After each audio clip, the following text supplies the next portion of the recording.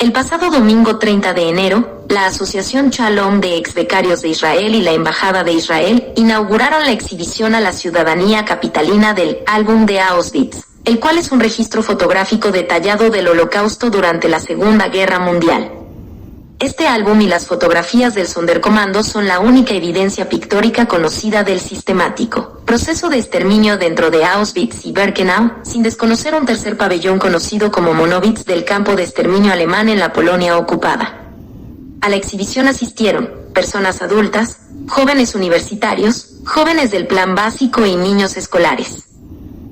El propósito del evento fue el de contrarrestar la negación del Holocausto sutilmente planeado por diversos sectores antisemitas o judeofóbicos que pretenden negar el Holocausto a pesar de la evidencia que poseemos y que se irgue como testigo de la profunda oscuridad en la que la humanidad cayó durante los años de 1933 a 1945. Tal como lo expresa el historiador judío Israel Gutman, sobreviviente de esta tragedia. Auschwitz es el inconfundible símbolo no solo del sistema de campos de concentración nazis, sino también de los abismos en los que la humanidad cayó durante el periodo nazi en general. Pronunciamos y escribimos Auschwitz y nos referimos al centro de conmemorables torturas y atrocidades, la esencia del mal y el horror que seres humanos perpetraron durante la Segunda Guerra Mundial. En un mundo en conflicto, en un mundo carente de percepción y restricciones humanas, la evolución y legitimización del mal puede conducir a la autodestrucción de la raza humana. Aquí, en Honduras, y no en Europa, en el siglo XX, en el siglo pasado, en donde todos estos niños sufrían mucho durante la guerra, ¿verdad? Perdieron su vida, y no es un sufrimiento que ni siquiera lo podemos visualizar e imaginar, mientras había ahí la guerra en Europa. A todos los judíos aquí, él y todo su equipo construían aquí hornos para quemar el cuerpo de estos judíos. Matamos a todos. Para que no haya una comunidad judía en el mundo, ¿verdad? Un lugar a donde mandamos la gente, esos judíos, ¿verdad?, que vivían en Europa, los encarcelamos ahí dentro como si fuera una gran cárcel. Si yo hubiera estado ahí, en esa época, siendo yo judío, me habría metido aquí y me habría asesinado, me habría matado. Sin ninguna razón. No porque eran maliciosos, malos, que hicieron una cosa mal. Metió todos los judíos aquí y también en otros campos de exterminio y asesinó a todos. Solo por ser judíos. Aquí mi papá perdió sus abuelos de parte de su madre, los abuelos de parte de su papá. Todos los hermanos de mi abuela, que tenía 13 hermanos, mi familia. Mi papá nunca ha tenido abuelos. No los conocía. Por mi abuela, que logró escapar. Ella escapó, de hecho, de los campos de concentración. Antes de viajar a los campos de concentración, ella huyó. Hoy nos encontramos con el embajador de Israel, Eldad Golan. Señor embajador, un placer verlo nuevamente y para nosotros tenerlo aquí en esta exposición hoy. Usted es la persona idónea para podernos explicar qué representa el Holocausto para el pueblo de Israel, para el pueblo judío, pero sobre todo para llevar un pequeño mensaje también, porque todavía hay algunas personas que no creen en esto. Y es necesario que las personas que de primera voz y a través de testimonios como el suyo nos puedan explicar un poco sobre lo que es el Holocausto. En primer lugar, el Holocausto es el crimen más grande en contra de la humanidad en la historia de la humanidad. Por lo tanto, no es una cuestión de creer, es un hecho histórico indiscutible. La gente que duda o que dice que duda del Holocausto es por razones malintencionadas, sabiendo que eso sí había ocurrido, pero ellos por razones políticas, por razones de odio, de antisemitismo, de lo mismo, ¿verdad? Ponen en duda ese hecho histórico indiscutible, documentado, testimoniado, o sea, tenemos toda la evidencia posible. Ese es uno de los crímenes, los únicos crímenes en la historia de la humanidad que así han sido minuciosamente documentados. Tenemos aquí solamente una muestra de la documentación del genocidio que ocurrió en Europa en los años 30 y 40 en contra del pueblo judío. Pero hay tantos testimonios, hay tantas fotos, hay tantos artículos, hay tantos... aquí tenemos el campo de exterminio Auschwitz, que se encuentra ahí con sus crematorios, con sus pozos de matanza, con todo el sistema, inclusive yo ahí estuve, inclusive con las cajas vacías del Ciclón B, el malfamado gas que utilizaban los nazis. Así que no es una cuestión de dudar. La gente, y lo repito, la gente que duda del holocausto lo hace por razones políticas, por razones religiosas, para poder hacer lo mismo, odiar a Israel sin ninguna justificación. Ahora, siendo así, el holocausto no es un atributo cultural privado de los judíos. Aquí se trata de una clase importante de aprender, o una lección importante de aprender para toda la humanidad en general, siendo un crimen contra la humanidad, el crimen más feroz que haya ocurrido en la historia de la humanidad. La lección debe ser aprendida por todos los humanos que poblan esta tierra. Muy bien. Dentro de la explicación que usted le daba a los niños, me llamó mucho la atención cuando usted tocó el tema de su familia, que muchos de ellos estuvieron en este campo de concentración. ¿Nos podría hablar un poco al respecto? Sí, mira, la historia personal mía y de mi familia no es una historia particular. O sea, en Israel todos los judíos tienen un relativo, un pariente, un familiar que sobrevivió al holocausto, sobre todo obviamente los judíos descendientes de las comunidades judías en Europa, que vivían en Europa en los años 30 y 40. En el caso mío personal, yo tengo los dos lados de la moneda, como nosotros decimos. Por un lado, el lado de mi abuela materna, que sí, yo siempre utilizo ese verbo, olfateaban, ya olían de hecho los vientos del antisemitismo en los años 30 del siglo pasado. Tomaron una decisión bien sensata y muy valiente de emigrar a Israel, ¿verdad? Instalarse ahí. Así que la familia de parte de mi abuela y de mi mamá sobrevivieron todos, porque justamente escaparon a tiempo. En cambio, la parte de mi papá, él pertenecía a una familia, sus abuelos eran muy ortodoxos, hasidim, muy ortodoxos, que vivían ahí en un pueblo pequeño en lo que hoy en día es Ucrania. En aquel entonces fue una parte del territorio de Hungría, y por ser muy religiosos eran también muy pasivos, y los niños tenían las PAs. Era muy evidente que eran judíos. Ellos obviamente no podían escapar, así que se quedaron ahí. Mi abuela, que era muy rebelde, ella se enamoró de otro judío que no era religioso, un judío laico, nosotros lo llamamos, pero al final, gracias al hecho que era laico, se salvó ella también, porque él le podía conseguir a ella algunos documentos falsificados que decían que ella era no judía. Y por lo tanto, eso es lo que le permitía a ella, de hecho, salir en el último día, antes del envío de todo el gueto, de toda la población judía del pueblo en donde habitaba ella, al campo de exterminio. Un día antes, ella escapó de ese gueto, de ese pueblo, conjuntamente con mi abuelo, con su marido futuro, y ellos escaparon y llegaron a Israel. Obviamente ella dejó detrás toda su familia, su papá, su mamá. Ella venía de una familia bien religiosa, así que tenía 13 hermanos. Todos fueron gasificados, sofocados ahí en las cámaras de gas de Auschwitz. Pero 2 otros hermanos sobrevivieron a Auschwitz. Excelente. Señor embajador, un mensaje que podría darle usted a esta bella nación Honduras en relación a ese antisemitismo o judiofobia que actualmente todavía se desarrolla en algunos lugares. Mira, una de las cosas bonitas de servir aquí como embajador de Israel es estar tan lejos de Europa y de todo el antisemitismo. Aquí estamos en un país tropical, muy lejano, digamos, espiritualmente, no espiritualmente, pero muy lejano históricamente y culturalmente de los horrendos sucesos de la Shoah, del Holocausto. Y yo creo que el mensaje es muy inmediato, el mensaje del Holocausto, muy fácil aprender la lección del Holocausto. El odio, el racismo, el rencor, el resentimiento, pero también la envidia que causó a Hitler y su gente esa locura total. Tenemos que alejarnos de todos esos sentimientos negativos del ser humano. Yo creo que esa es la mejor manera de describirlo. El odiar sin justificación, el discriminar, también la discriminación es algo muy importante. Tenemos que aceptar a nuestro prójimo como es, ¿verdad? Tenemos que ser mucho más misericordiosos, aceptar a la gente como son, y no tratar de alejarnos de todo ese sentimiento negativo, sobre todo el odio racial que llevó a Europa a esa catástrofe sin precedentes en la historia de la humanidad. Señor embajador, muchísimas gracias por esta pequeña entrevista que nos ha dado.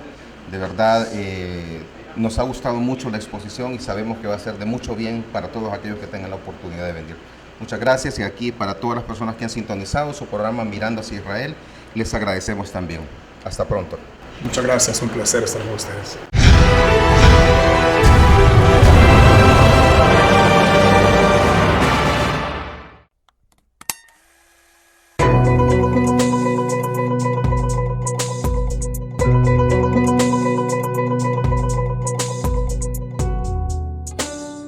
La clase de hoy va a tocar el tema de la presencia judía en Polonia.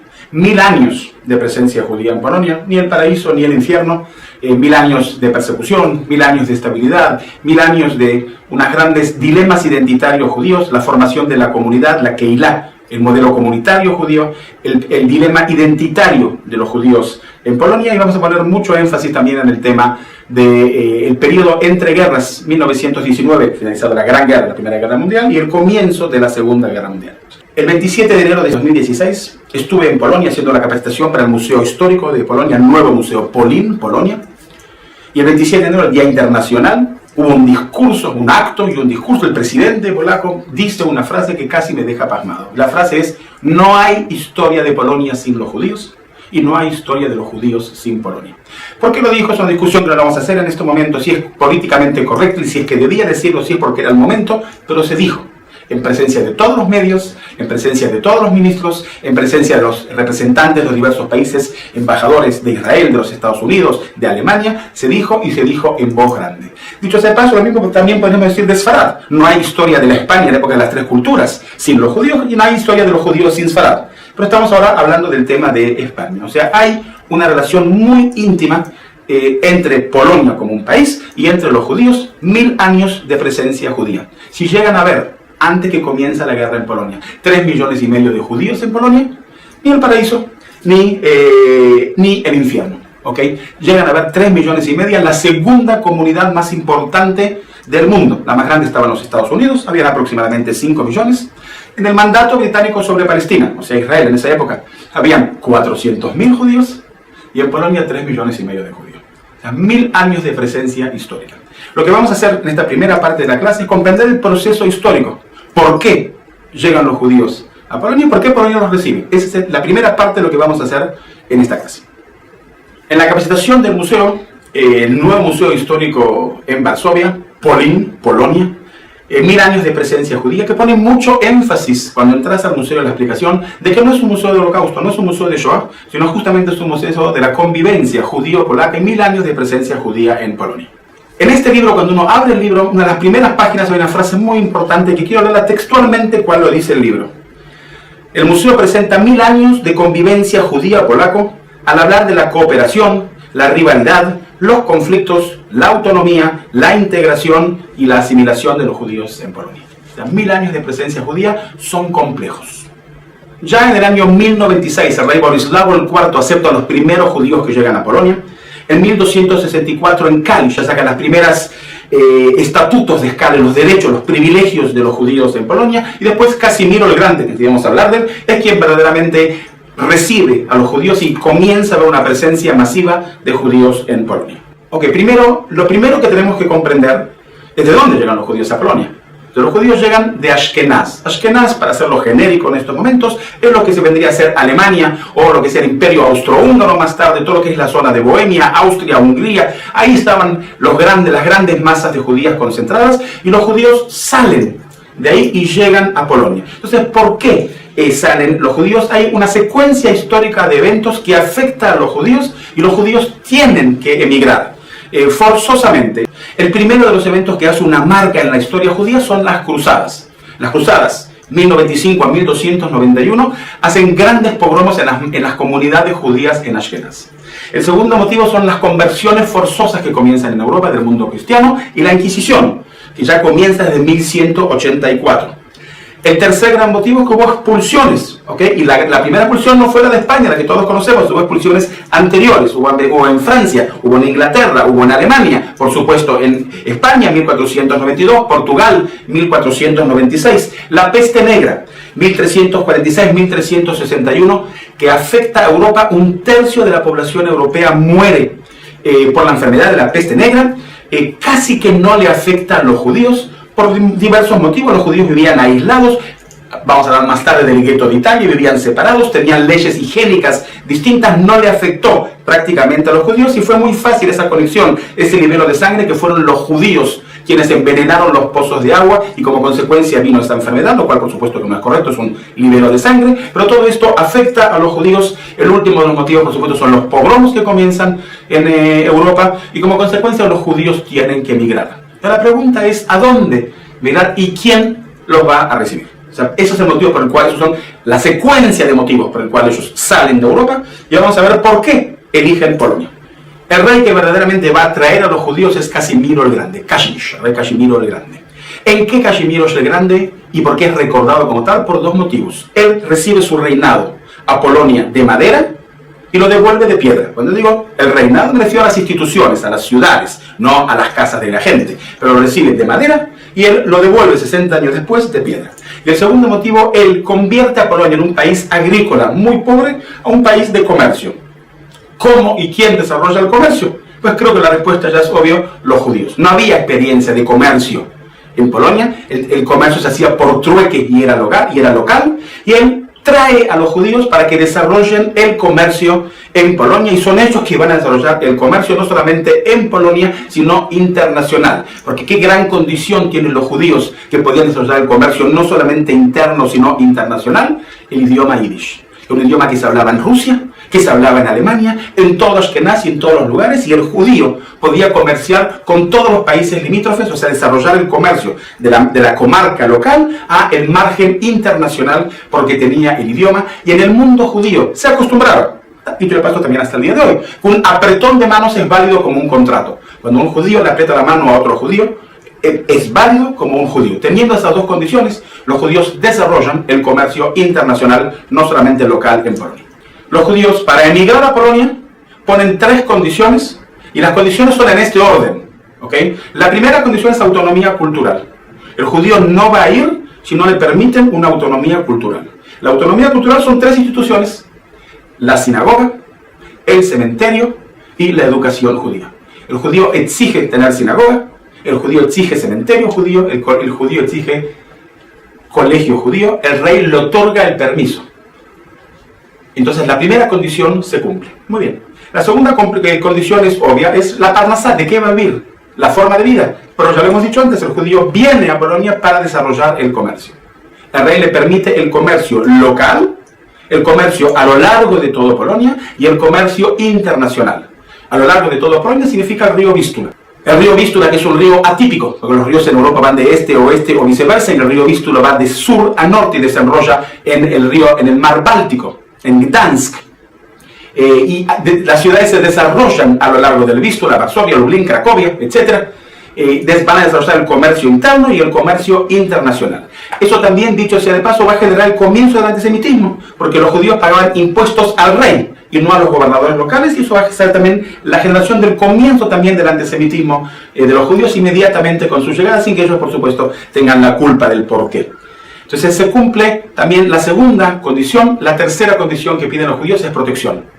Eso implica que los judíos van a ser los judíos del rey. El rey va a sacar la carta de estatuto de los derechos de los judíos, los privilegios de los judíos. Los judíos son defendidos por el rey, son propiedad del rey, le pagan impuestos directamente al rey, y los judíos están protegidos, los judíos y sus instituciones. Cuando estas tres condiciones se cumplen: autonomía cultural, de qué vivir, de qué ganarse la vida, la parnasá, y están protegidos, los judíos comienzan a venir y se van a crear grandes comunidades judías a lo largo y a lo ancho de toda Polonia.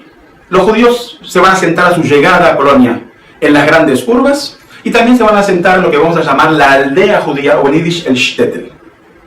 ¿Okay? En este momento creo que valdría la pena mirar los primeros minutos, los primeros cortos minutos de una película conocida por todos, El violinista en el tejado, en el cual en realidad vamos a ver la visión del shtetl, de la aldea judía. And how do we keep our balance? That I can tell you in one word. Tradition! Tradition! Tradition! Tradition! Tradition! Tradition! Tradition!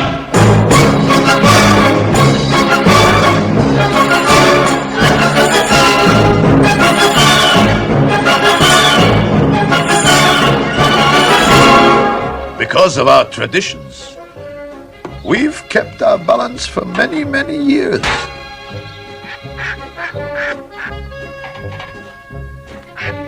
Here in Anatevka, we have traditions for everything. How to sleep, how to eat, how to work, how to wear clothes. For instance, we always keep our heads covered and always wear a little prayer shawl. This shows our constant devotion to God. You may ask, how did this tradition get started? I'll tell you. I don't know. But it's a tradition. And because of our traditions, every one of us knows who he is and what God expects him to do. Day and night must scramble for a living, feed a wife and children, send his daily quest, and who has the right, as master of the house, to have the final word at home? The Papa! The Papa! Tradition! The Papa! The Papa! Tradition! Who must know the way to make a proper home, a quiet home, a kosher home? Who must raise a family and run the home, so Papa's free to read the holy book? The Mama! The Mama! Tradition! The Mama! The Mama! Tradition! At 3 I started Hebrew school, at 10 I learned a trade. I hear they picked a bride for me, I hope she's pretty. And who does Mama teach? The men and tend and fix, preparing her to marry whoever Papa picks. The daughters! The daughters! Tradition! The Papa! The daughters! Tradition!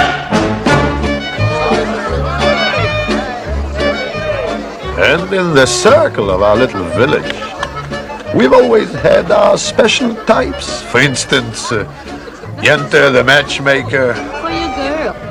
Reb Nachum the beggar, and most important of all, our beloved rabbi. Rabbi, may I ask you a question? Certainly, Leibish. Is there a proper blessing for the Tsar? A blessing for the Tsar, of course. May God bless and keep the Tsar far away from us. Eso es la aldea judía que acabamos de ver, el shtetl. El shtetl es hasta el siglo XIX. Ya en el siglo XX la situación va a cambiar. En lo que son las aldeas judías, que aproximadamente el 60 al 70% de los judíos hasta el siglo XIX vivían en el shtetl, en las aldeas judías, que hay miles a lo largo y a lo ancho de toda Polonia, y lo que hoy es Lituania, Letonia, Estonia y también por supuesto Ucrania, que en esos momentos era Polonia la Grande. Pero también hay judíos en las grandes ciudades. Los judíos van a llegar a Cracovia, porque los reyes vivieron en Cracovia siempre. Varsovia va a ser muchos años después capital de Polonia. La capital polaca históricamente fue Cracovia. Los reyes están en Polonia. El Wawel, la colina del Wawel, la colina de los reyes, donde está enterrado los grandes reyes, también Casimiro el Grande, va a estar enterrado ahí. Y los judíos llegan a Cracovia, capital. Como los judíos son los judíos del rey, protegidos por el rey, van a vivir muy cerca del rey, muy cerca de la colina del Babel y también detrás de la Universidad Jagellónica, que dicho sea de paso también fue creada por el rey Casimiro el Grande y es la primera universidad, la segunda universidad en Europa Oriental. La primera es la Universidad de Praga y la segunda va a ser la Universidad de Cracovia, la Universidad Jagellónica. Por motivos históricos que no son antisemitas, la Universidad Jagellónica tuvo que expandirse en la zona donde estaban los judíos. Y el rey Casimiro los saca a los judíos y les da un barrio judío separado. Los judíos lo ponen a su nombre, es el barrio Kazimierz, Casimiro el Grande, y los judíos van a vivir separados y estaban divididos por un flujo del Vístula que separaba la gran ciudad de Cracovia del barrio judío Kazimierz. Hoy con el tiempo todo se ha unido, el flujo del río Vístula está entubado bajo tierra, hoy en día está todo unido, pero en su momento fueron dos ciudades. Y aquí nuevamente surge el tema del antisemitismo. Por el comercio, por la envidia de los comerciantes no judíos, al gran éxito de los judíos, comienzan a haber lo que se llama ciudades non tolerantem judium. Eso va a pasar en Cracovia, los judíos están separados, eso va a pasar en Lublin, eso va a pasar en Varsovia, y los judíos van a estar separados, en barrios separados de los no judíos, y no le van a permitir hacer el comercio en el casco antiguo, en los barrios viejos, en estas ciudades, y van a estar separados. En Cracovia, ya lo dijimos, en el barrio Kazimierz, en Lublin, en el barrio judío, en Varsovia, en Jerusalemska, Jerusalén, a nombre, por supuesto, de Jerusalén de Polonia. Vamos a hacer ahora un salto desde 1350 al siglo XV. El siglo XV va a ser considerado la época de oro del judaísmo polaco. Esa es la época tal cual como fue el siglo XII en España de Maimónides, el siglo de oro en España, pues 3 siglos después va a ser el siglo de oro de los judíos en Polonia. Florecen las grandes yeshivot. Cuando la yeshiva más y la yeshiva es el centro talmúdico de estudios talmúdicos, la más importante de todas es la yeshiva de los sabios de Lublin. De ahí van a salir todos los grandes rabinos de Polonia y de toda Europa. En 1530 se publica el primer Sefer Torah, el primer libro de Torah en hebreo, ya se imprime en Cracovia, y los dos grandes rabinos, Moshe Isserich de Cracovia y Shlomo Luria en Lublin, verdaderamente son los que van a dictaminar los grandes rabinos polacos que transforman la halajá, la ley judía que va a ser en toda Europa. Y se desarrolla también la Kabbalah, la mística judía, o sea, el siglo de oro de la judería polaca. Esta época, en términos generales, se va a llamar la época del paraíso judío. Okay, a ese nombre llegan los judíos a llamarlo, que ya en 1765 el último rey polaco, Stanislao Poniatowski, dictamina que hay 1150 comunidades en Polonia y cerca de 500.000 de judíos en Polonia.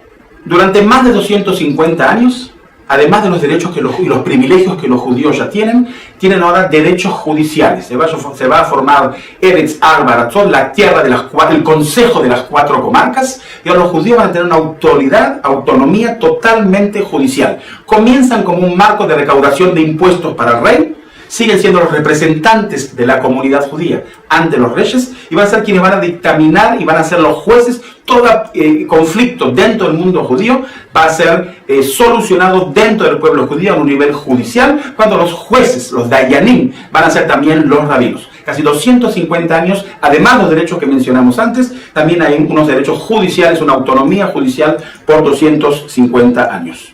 Salto 3 siglos más, siglo XVIII, y vienen nuevas corrientes ideológicas en el mundo judío que van a revolucionar el mundo judío y el dilema identitario judío que mencionamos antes.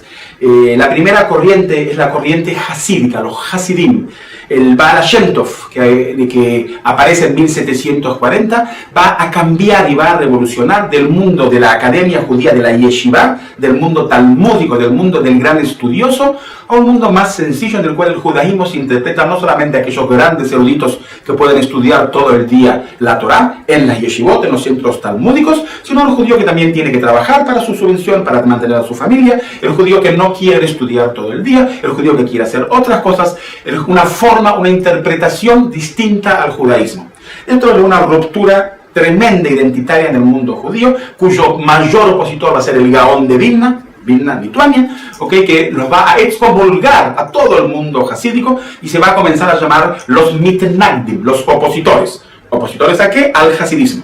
A partir de ahora el mundo va a estar dividido en dos: el mundo ortodoxo de las yeshivot y el mundo de la hasidut, cuando la más conocida hasta el día de hoy es la Hasidut de Chabad, pero había decenas de diversos tipos de Hasidim y de corrientes hasídicas en el mundo judío. El mundo judío ahora se divide.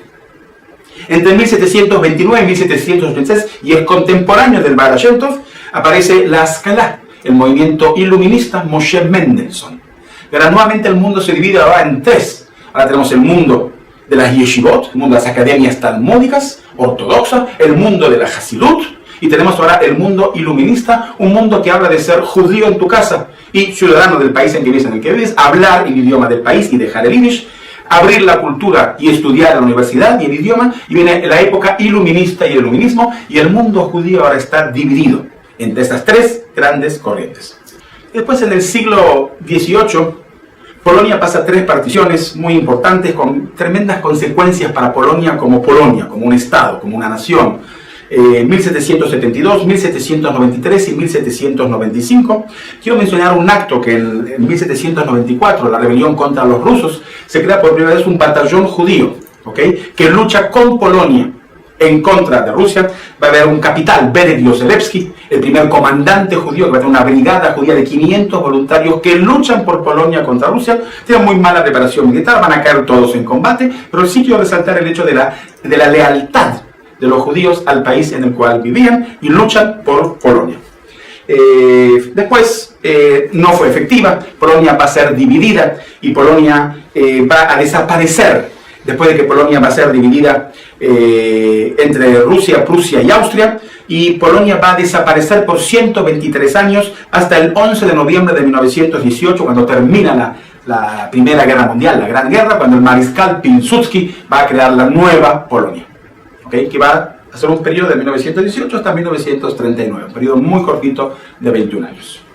El siglo XIX es el siglo de la modernización, es el siglo de la revolución industrial, es el símbolo del adoramiento en las ciudades. Los judíos empiezan a dejar el shtetl y vienen a las grandes ciudades. Si antes dijimos que el 60 al 70% de los judíos viven en el shtetl, ahora se cambian las proporciones, el 70 al 70, incluso el 80% de los judíos pasan a las grandes ciudades. La industrialización de las grandes ciudades, la gran ciudad industrial va a ser Łódź, la segunda ciudad de importancia en Polonia, una ciudad de 800.000 habitantes, 200.000 de los judíos.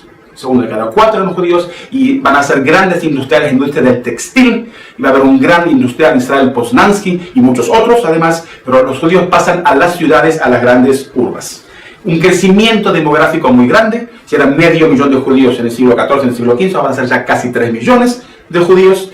La codificación de los apellidos, los judíos van a empezar a recibir sus apellidos en el mundo ashkenazí. Comienza también la formación de la identidad nacional, el movimiento sionista, y a la par, 1881-1882, el gran pogromo, el primer pogrom en Rusia. Y entonces florecen dos nuevas corrientes, una ya la mencioné, el sionismo, Teodoro Herzl, okay, la corriente sionista, que muchos judíos se sienten identificados y muchos otros no todos. Y una segunda corriente, el comunismo, Marx, como ustedes conocen, también de origen judío. Entonces, el mundo judío está dividido. Tenemos judíos ortodoxos de la yeshivot, la academia talmúdica, tenemos judíos hasídicos, tenemos judíos iluministas, y dentro de los judíos iluministas y en todas las corrientes, tenemos sionistas y no sionistas, tenemos un gran movimiento socialista, por ejemplo, los bundistas, que eran antisionistas, yiddishistas, abogaban por una autonomía judía en Polonia. ¿Okay? Y el mundo judío está totalmente dividido en grandes ideologías políticas distintas a lo que habían en los siglos anteriores. Y entonces por fin podemos llegar al siglo XX, que es el periodo en que podemos poner énfasis: la Revolución Rusa, la Gran Guerra, la Primera Guerra Mundial. Finaliza la Primera Guerra, y aquí quiero decir algo que me es crítico y que lo comprendamos. Desde el punto de vista genérico, la guerra es algo que ya pasó, dejó un saldo terrible, y es algo que no va a volver a pasar. Estamos en la época de las utopías, los 14 puntos de Wilson, buscando hacer un mundo mejor, y todos, judíos y no judíos, están obsesionados en ver cómo hacemos un mundo mejor para nuestros nietos. Si toco el tema de los movimientos juveniles judíos que se comienzan a formar a fin del siglo XIX y comienzo del siglo XX, son movimientos ideológicos que lo que están haciendo es dos temas. Primero, luchando contra la asimilación, lo mismo que hasta el día de hoy, y segundo, buscando cómo hacer un mundo mejor, cada uno en su ideología política, desde izquierda hasta la derecha, pasando por todos los movimientos judíos que nosotros conocemos. Lo vamos a llamar a esto la época de las utopías, buscando hacer un mundo mejor. Se remarco a una persona que creo que todos conocemos, Zamenhof, Fíjense la utopía, la estrella de los 5 puntos, los 5 continentes unificados, un idioma en común. Zamenhof triunfó. Hoy todo el mundo habla un idioma común. No es el esperanto, es el inglés. Pero la idea como idea triunfa, de que todo el mundo tenemos que comunicarnos. Estemos en la China, estemos en Sudamérica, estemos en Israel, estemos en Europa, tenemos que tener un idioma en común. Hoy es la computadora, el internet, el WhatsApp, todo ese tipo de cositas. Y un idioma en común que creo que podemos ponernos de acuerdo que el inglés. Hoy todo el mundo, los jóvenes, digamos, nosotros pertenecemos a las generaciones antiguas, pero hoy en día los jóvenes se comunican en todo el mundo en un idioma en común, que no fue el esperanto, pero la idea triunfó, la idea de un idioma en común. Estamos en la época de las utopías. La guerra es algo que ya pasó y no va a volver. Esta utopía fue una utopía muy corta, desde 19 al 79, 20 años. Pero nace una generación, que tiene 20 años cuando comienza la guerra, que vive en esa esperanza, con ese optimismo. La guerra es algo que ya pasó y que no va a volver. El nuevo Estado que nace después de la Primera Guerra, el nuevo Estado polaco, tiene sus problemas. Uno de los problemas es el problema de las minorías. Pilsudski, el patrón de Polonia, defensor de los judíos. Durante toda la época, esta época, que Pilsudski, que no acepta ser presidente, pues la persona más influenciante, que más influye en Polonia, es el patrón de los judíos y defensor de los judíos. El problema identitario de los judíos en el siglo XX, le preguntan a un judío, ¿quién eres? Y el judío responde, soy judío. Y dice, pero no te pregunté qué religión eres, te pregunté quién eres. El judío tiene un problema identitario que uno de los poetas más importantes polacos de origen judíos, Julian Tuwim, dice, y cito, para los antisemitas, yo soy judío y mi poesía es judío. Para los judíos nacionalistas, yo soy un traidor y un renegado. Mala suerte. ¿Quiénes son los judíos nacionalistas? Los sionistas. Él está hablando, él es bundista. Tuwim está hablando de una autonomía judía en Polonia, por lo tanto identificado como un traidor de la idea sionista. Si cito a una persona famosa de origen judío, alemán, Alberto Einstein, pero que todos los conocemos. Si mi teoría de la relatividad es correcta, los alemanes dirán que soy alemán y los franceses que soy ciudadano del mundo. Pero si no, los franceses dirán que soy alemán y los alemanes que soy judío. Entonces llego a la época que me interesa poner foco, el periodo entre guerras, el periodo entre 1919 y 1939, fin de la Primera Guerra Mundial y comienzo de la Segunda Guerra Mundial. Polonia, como lo mencioné al principio de la clase, es la comunidad judía más grande de Europa y la segunda del mundo. En 1921 se registran 2.850.000 judíos en Polonia. En 1931 el número ya es 3.100.000 y en 1939 son 3,5 millones. Hago un paréntesis semántico pero importante. Hubo 3 veces censo en Europa en ese periodo y por eso es que sabemos el número de los judíos que había en Polonia. Después, cuando termine la guerra, sabemos cuántos quedaron y en esa diferencia entre cuántos había y cuántos quedaron es que podemos estimar cuántos judíos fueron asesinados y podemos llegar al número el famoso número de los 6 millones. No solamente en Polonia, en toda Europa hubo censos en esa época y por eso es que podemos estimar los números, que nunca son exactos, son estimaciones alrededor de los 6 millones. Y como dije, el gran proceso de urbanización, el 80% de los judíos, casi el 90% de los judíos ya viven en las grandes urbes, en las grandes ciudades. Ese gran proceso de urbanización, la gran mayoría de judíos ahora viven en las ciudades. Y cuando comienza la guerra de 1939, en Varsovia hay 400.000 judíos. 400.000 judíos en la capital de Polonia, en una ciudad de 1.200.000. O sea que 1 de cada 3 era judío. Estamos hablando de 62 sinagogas o casas de rezos o shtibalej. 5 de ellas grandes sinagogas, con más de 1.000 personas podían rezar diariamente en ellas. Estamos hablando de que el viceintendente de Varsovia era judío. Estamos hablando de que de 17 bancos que habían en Varsovia, 15 pertenecían a judíos. Que la mitad de los médicos, los abogados y los ingenieros eran judíos. Que la mitad del comercio estaba en manos de los judíos y un tercio de la industria estaba en manos de los judíos. No se podía caminar en Varsovia y no saber que es un judío. En una ciudad de 1.200.000 habitantes, su capital, 400.000 de ellos eran judíos. La segunda ciudad, Lodz, 800.000 habitantes, 200.000 eran judíos, 1 de cada 4. La tercera ciudad, Cracovia, 200.000 habitantes, 65.000 eran judíos, 1 de cada 3. Vilna, 60.000 judíos. Lvov, 100.000 judíos. Białystok, el 50% eran judíos. En proporción a cantidad de habitantes, es la mayor ciudad judía, 55.000 judíos. Minsk, 40.000 judíos. Berlín, 32.000 judíos. Una gran presencia de judíos en todas las ciudades, con una gran influencia en todos los marcos sociales, culturales, políticos y económicos. El perfil del judío en esa época 41% eran industriales y en los comercios. Cuando digo industria no siempre son grandes fábricas, a veces son industrias familiares, gente que hace zapatos, gente que hace sombreros, gente que hace paraguas, industrias pequeñas familiares. Un 37% son comerciantes, un 13% trabajan en los servicios comunitarios, rabinos, maestros, etc. Un 5% solamente trabaja en la agricultura. El mundo judío está totalmente dividido en partidos políticos, los sionistas por un lado y los no sionistas por el otro, los partidos religiosos y los partidos laicos por otro lado. Verdaderamente el mundo judío está dividido en un montón de partidos políticos que siguen existiendo hasta el día de hoy, y cada uno de ellos tiene también sus colegios y tiene también sus movimientos juveniles. La educación sionista tiene el 30% de los colegios, la educación yidishista del budista tiene el otro 30%, educación profesional, los colegios Ort, educación general, una parte estudia en los colegios generales polacos, y grandes redes educativas que existen hasta el día de hoy, incluso en Sudamérica, la red Ort, la red Tarbut, ya existían por supuesto hace mucho antes en Polonia. Los que hoy existen en Latinoamérica son consecuencia de aquellos que ya existían en Polonia. En los años 20 surge el antisemitismo, a pesar de Pilsudski, en diversas tonalidades. En los comerciantes, en leyes que no son necesariamente antisemitas. Por ejemplo, se prohíbe el comercio el domingo, pero si el judío no comercia el sábado y el domingo tampoco puede comerciar, 2 días en la semana ya no puede comerciar, es muy difícil comerciar cuando quedan solamente 5 días en la semana.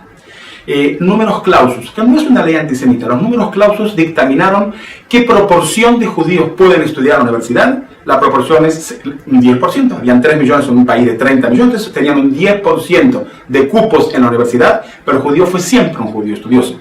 Fue siempre un judío que la madre judía, la Yiddish Mamele, lo empujó al hijo a estudiar. Entonces el deseo del judío a estudiar llegó a un 50% de los judíos, un 60% de los judíos, pero tenían números limitados, llamados números clausus, que limitaban la cantidad de judíos en las universidades. Quiero un detalle que me parece importante que los conozcamos y nos sintamos orgullosos como judíos. Los judíos estudiantes universitarios en Polonia se quejaron y protestaron ante los números clausus. ¿De qué manera? Llegaban a clase, lo hacían de pie y no sentados al final de la clase en símbolo de protesta a los números clausus. O sea, se rebelaron, lucharon y protestaron contra la injusticia. En los años 30 hubo también boicot económicos, boicot de la prensa, hubo diversos tipos de manifestaciones antisemitas en Polonia, lo vuelvo a decir, a pesar de Pilsudski. El 9 de marzo de 1936 hubo un pogrom, Piechik, el primer pogrom en Polonia, 1936, 3 años antes del comienzo de la guerra, un pogrom hecho por polacos contra los judíos, y no fue el único. Hubo también en Częstochowa, en Lublin, en Białystok y en Grodno. Dicho sea de paso, la famosa canción Arde la aldea de Mordechai Gewirtek, el poeta judío del siglo XX, que va a ser asesinado en el gueto de Cracovia, es originario en el pogrom de Piechik. Entonces, ¿por qué esta es la primera clase y por qué esta clase viene antes de todas las próximas clases que vamos a ver y antes de llegar al periodo de la Shoah? Estamos hablando de 1000 años de presencia judía. Por una frase que quiero leerla: solo a través de la dimensión de la vida es posible sentir, al menos en parte, la enormidad de la pérdida. Si queremos comprender qué pasó en la Shoah, tenemos que comprender quiénes fueron esos judíos, cómo vivieron, en qué pensaban, en qué soñaban. Un detalle que me parece importante es que en el año 35 Pilsudski, patrón de los judíos, muere. Un año antes ya enfermó y sube la cabeza el antisemitismo, y de los 30 a los 35 va a ser una época muy difícil para los judíos polacos. Y comienza una época emigratoria muy grande, en el cual una gran parte de los judíos polacos van a emigrar, y van a emigrar justamente a América, y una gran parte va a emigrar a Latinoamérica. Mis abuelos de parte materna van a llegar a la Argentina. Ellos querían ir a América. No entendían mucho de geografía, no entendían, cuando decía el barco va a la Argentina, era del otro lado del océano, era lejos, era América, pero la intención era América, los Estados Unidos. Entonces ellos llegaron desde la Argentina hasta México, pasando por todo el continente, miles de judíos. Mi abuela era la mayor de 7 hermanos, mi abuelo era el mayor de 7 hermanos, se casan en el barco, llegan casados a la Argentina en 1934. Hay 3 motivos. El primer motivo lo mencioné, el antisemitismo. El segundo motivo, el crack económico que hubo en los años 1929-30 en los Estados Unidos, que afectó a todo el mundo y también a Polonia. El tercer motivo es que América, no toda Sudamérica, abre la puerta a la migración judía. Esos 3 motivos hacen que los judíos vuelvan a emigrar Si recuerdan, al principio la clase de Ashkenaz a Polonia y ahora de Polonia a América, y así se van a crear grandes comunidades judías ashkenazitas en todo el continente latinoamericano, que van a formar el modelo de la comunidad, como lo conocían en Polonia. La comunidad de la sinagoga, la comunidad del cementerio, el colegio judío, los movimientos judíos, no es un invento latinoamericano, es el modelo que ellos conocían de Polonia, que lo traen hacia Latinoamérica. La primera foto que les estoy mostrando es una foto muy importante, porque quiero que vean que son los mismos que nosotros, son iguales, se ven idénticos a nosotros, lo que cambió es la moda. Yo que tomen nota, son fotos de estudio. No como hoy que tomamos en nuestros teléfonos 400, 500 fotos por día, y anoche borramos 3/4 de ellas. Sino eran fotos de estudio, se piden un mes de antemano, las mujeres van a la peluquería, se ponen sus mejores ropas y son fotos de estudio. No son fotos casuales que fueron tomadas, ¿ok? Era muy caro también la fotografía en esa época. Pero lo primero que podemos ver es el mundo judío normal, común y corriente que no sabe que es víctima. Miren qué lindos que se ven, qué bellos, leyendo los periódicos en Yiddish. Miren cómo están vestidos, miren la moda. Miren todos los hombres con corbata, miren las mujeres con sombreros. La segunda foto, otra vez, esa gran división genérica. En el mundo ortodoxo, el chico de la izquierda, y el mundo laico, el chico de la derecha. Miren qué hermosas fotos. Miren lo que reflejan sus caras. Miren la alegría, miren la emoción. Una vida normal, común y corriente como la nuestra y la de nuestros hijos. Miren cómo se ve una calle en Vilna en 1925. Una calle judía, grandes ciudades con una gran presencia judía. Miren cómo se festejan las fiestas en Polonia, un Rosh Hashanah. Miren un Shabbat en Białystok. El detalle que quiero que noten que es un sábado, que los negocios están cerrados. Si dijimos que el 50% de los ciudadanos son judíos y los negocios están cerrados porque el 50% son judíos. Una estampilla polaca moderna que muestra el Tashlich, uno de los actos que hacemos entre Rosh Hashanah y Yom Kippur, tiramos nuestros pecados al río antes de pedir perdón en el día de Yom Kippur. Sukkot, la fiesta de las cabañas, en Cracovia. Purim, una de las grandes fiestas judías, rememorando un evento histórico también de persecución e intento de asesinato del pueblo judío en épocas anteriores. Purim en Białystok, la aldea judía, el shtetl judío, ¿okay? La plaza, la iglesia y el edificio al lado, el edificio de la sinagoga. El mercado judío, que por supuesto no va a ser en sábado, va a ser el domingo el mercado y algún día en la semana. Miren, una calle judía, la calle de piedra, las casas de madera, los diversos personajes del shtetl, el aguatero, porque no había agua corriente en las casas como hay hoy en día, una función muy importante en el shtetl, el judío que se encarga normalmente de tener agua del río, en este caso en la foto del pozo de agua. La sinagoga, el centro de la comunidad, el centro de la vida comunitaria. Esta sinagoga está hasta el día de hoy, esta sinagoga de Cracovia, la sinagoga de Isaac, en el barrio de Cracovia, en el barrio Kazimierz. Halot de Shabbat, para poder hacer Shabbat, para poder bendecir el pan y las velas en los viernes. En los diversos personajes, los diversos oficios judíos, el herrero, el costurero, el aguatero, el vidriero. El judío siempre tuvo esa tendencia a la música, ¿okay? El violín y muchos otros instrumentos que los judíos solían tocar. En ninguna aldea judía y en ninguna ciudad judía podía faltar este personaje, el Sofer Stam, el Sofer, el escriba, que escribe tres cosas importantes: Stam, Sefer Torah, Tefilim y Mezuzot. O sea, los libros de la Torah, que lo está escribiendo en esta foto, el que escribe la Mezuzá, que ponemos en la puerta en conmemoración de la salida de Egipto, y los Tefilim. La sinagoga, fíjense, sinagogas de madera, grandes construcciones, que era el orgullo de la comunidad, diversas sinagogas. Fíjense esta foto en Raków, en Polonia, una aldea de judíos humildes, pero entre todos se juntan para hacer la sinagoga. Los ricos dieron dinero, los pobres dieron día de trabajo, y fíjense con qué orgullo ellos construyen la sinagoga, y lo primero que hacen es un mástil con un Maguen David. La gran sinagoga de Varsovia, la sinagoga de la calle Strumarska, que curiosamente va a sobrevivir a la rebelión del gueto de Varsovia porque estaba fuera del gueto. Y cuando termina la rebelión del gueto de Varsovia, el general Stroop la va a explotar, le va a mandar ese famoso cable a Hitler: ya no hay más judíos en Varsovia. No, cuando yo te paso, no, la verdad, había varios cientos de judíos todavía escondidos en la ciudad. La gran sinagoga de Białystok, la gran sinagoga de Novogrodek en Lag BaOmer, 1931, la gran sinagoga de Piotrków Tribunalski, la gran sinagoga de Berdichev, y ese contacto que hubo siempre entre Polonia y Zion, entre Polonia e Israel. y los diversos personajes del Yishuv en Israel, en el mandato británico de Palestina, que visitan a las comunidades judías en Polonia. Y aquí tenemos en el centro David Ben Gurión, visitando Riga en 1931. Aquí tenemos a Jabotinsky, visitando Krakow en 1932. Aquí tenemos a Chaim Nachman Bialik, el poeta que es polaco, en un discurso en Riga. El movimiento sionista en Vilna, en una excursión en bicicletas a lo largo y ancho de la ciudad y en los bosques. Los sionistas de Novogrodek, los sionistas de Piotrków Tribunalski, los diversos partidos políticos, Amizrahi, un partido religioso ortodoxo, Agudat Israel, que existe hasta el día de hoy. También Amizrahi existe. Los bundistas, que ya los mencionamos, en Vilna. Elecciones para el partido bundista en Ucrania en 1918. El Comité Nacional de los Bund en Riga. El Partido Socialista de Novogrodek. Los Poalei Zion, con las pancartas en yiddish y en hebreo. Fíjense, un 1 de mayo en Białystok, con qué orgullo los movimientos juveniles judíos salen por las calles con sus banderas a manifestar en favor de los obreros movimientos socialistas. Fíjense ustedes esta foto que me parece magnífica. El 1 de mayo de 1932, el movimiento juvenil Borjov en las calles en Riga. Miren como todas las calles, cientos y miles de judíos orgullosos por los movimientos juveniles marchando y desfilando a favor de un ideal socialista. El Comité Central de los Colegios Yiddishistas, mencionando que ya hay 1 millón de alumnos judíos estudiando en las redes yiddishistas en Polonia.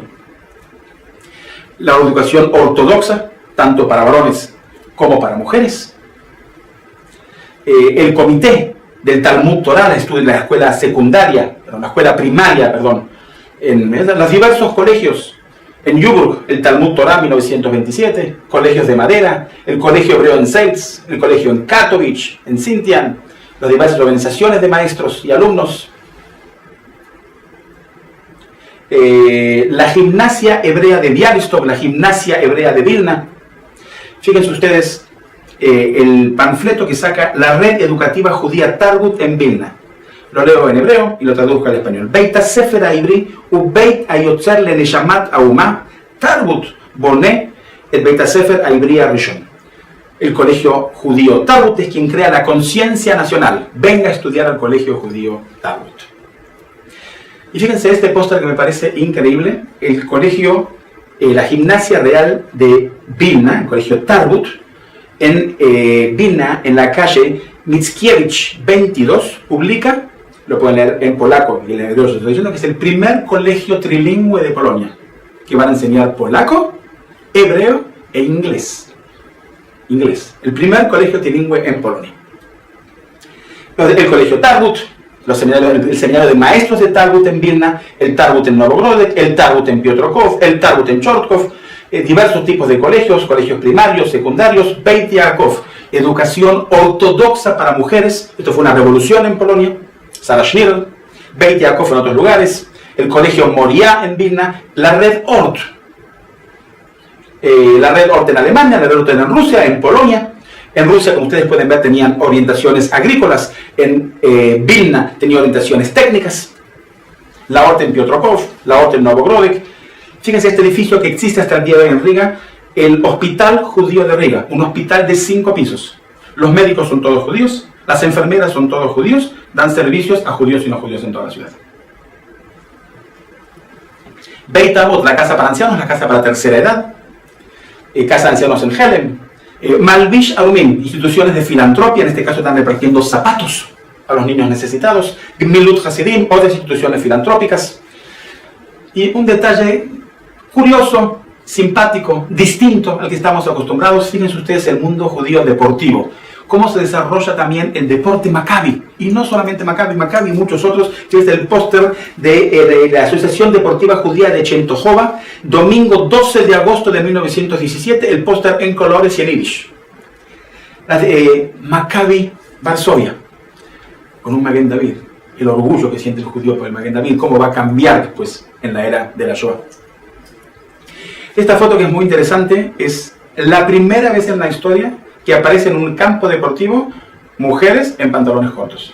Si miren sus caras, van a ver que están incómodas ante esa situación. Nunca había ocurrido que una mujer muestre sus piernas en público. La primera vez en la historia que aparecen chicas en pantalones cortos, Maccabi Cracovia. Las diversas instituciones que no solamente Maccabi, Hashmonea, Lvov, hay muchas instituciones judías. Maccabi es la más importante de todas ellas, pero no es la única. Maccabi Cracovia. Maccabi Cracovia festeja 10 años ya en Cracovia. Maccabi Konskabola, Maccabi Vilna, Maccabi Zdunkabola, Maccabi Samos, Maccabi Jurens. Y fíjense ustedes qué interesante. Olimpiadas deportivas de invierno en Polonia, 1933 y en 1936. Los nazis ya están en el gobierno en Alemania. Y en Polonia, Olimpiadas de invierno 33 y 36. Akoach, que sigue existiendo, por ejemplo, en Argentina. Un club deportivo, no Maccabi. Akoach Kanish, Akoach Viena. Miren este póster que es tan interesante en Yiddish. Les traduzco lo que dice. Sábado 4 y domingo 5 de septiembre, fútbol match. Un partido de fútbol. ¿Entre quién? Entre Maccabi Baranovich y Akoach Pinsk. Las Maccabeas internacionales. Y en Yiddish. Miren qué interesante. Hapoel Tel Aviv, un equipo de fútbol del mandato británico de Palestina, llega a Polonia a jugar al fútbol. Juega en Tarnów el 12 de agosto de 1934. Y después el mismo equipo juega contra Polonia en Varsovia. Hapoel Tel Aviv ganó 3-2 el 23 de agosto de 1934. Miren qué foto hermosa. El equipo de box de Haruts de Riga. Bnei Akiva. Bnei Akiva tiene un equipo de fútbol, pero como son religiosos ortodoxos, no juegan en sábado. Los partidos se hacen los domingos. Agibor, otro grupo deportivo distinto, principalmente en Checoslovaquia, el equipo de waterpolo 1928, el equipo de atlética. Fíjense esta foto que es tremendamente cómica, interesante, el equipo de Agibor de Praga de waterpolo en 1934, y observen en detalle dónde está el Magen David. El equipo de hockey de Praga 1930. Hashmonea. Hashmonea fue el único equipo que llegó a la Liga Nacional de Fútbol en Polonia. Aquí tenemos un artículo del diario en el cual el Hashmonea Lvov contra el Wisla Kraków. El Wisla Kraków existe hasta el día de hoy. Wisla Kraków ganó 7-1. Se agarraban las patadas y las trompadas en la mitad del partido. Tuvo que intervenir la policía y aquí llevaron preso, por supuesto, a los jugadores del Hashmonea Lvov, que perdieron 7-1. Los movimientos juveniles judíos. Hashomer Hatzair en Riga 1928. Hashomer Hatzair en Vilna. Fíjense ustedes este póster de 1932 conmemorando el 10º aniversario de la Hashomer Hatzair en Vilna, pero miren el detalle, a qué se están preparando. Fíjense la ropa que usan los jóvenes y fíjense las cosas que están preparando para la Aliyah, para emigrar a Israel y un futuro agrícola en Israel. Hashomer Hatzair en Białystok en 1934. Dror en Kraków en 1938, Ejalutz en Vilna, Gordonia en Riga. Gordonia en un campamento, esta foto, y yo saco lo que dice abajo y las fechas. Claramente puede haber sido el año pasado, en Montevideo, en Brasil, en Argentina, en México. Seguimos haciendo las mismas actividades que hacían los movimientos juveniles en esa época. No hay ningún cambio. Beitar, en diversos lugares, aquí lo tenemos en Chortkov. Miren esta foto que es distinta, ¿ok? Un movimiento juvenil que ya no existe. Hashomer Adati en Riga. Desgraciadamente no la tenemos en colores esta foto, porque si hubiésemos visto en colores, veríamos que el Magen David que usan es amarillo. Esto es antes de la Shoah, esto no es en la época de la Shoah. Y fíjense que el Madrid, el guía del grupo es muy distinto, acá ya es otro tipo de Madrid, es otro tipo de guía, no el que vimos en los movimientos anteriores. Aquí se está conmemorando una fiesta a nivel comunitaria que ocurre en toda Polonia, la apertura de la Universidad Hebrea en 1925. Es un acto que se conmemora en toda Polonia. Una universidad hebrea en Jerusalén se festeja en Polonia. En Riga había una universidad judía, el único caso. Había en Riga una universidad judía, ya en esas épocas. Clubes de lectores, el club de lector Białystok, Bialik en Polonia. La Orquesta Filarmónica Judía en Varsovia. Había 2 orquestas filarmónicas en judías con 80 músicas, una de judíos y una de no judíos, y competían entre ellas.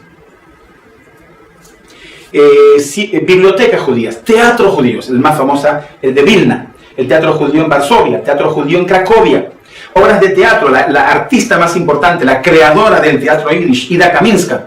Su hija va a ser la fundadora del teatro Abima en Israel, cuando se crea el Estado de Israel. En la prensa judía, con esta foto comenzamos.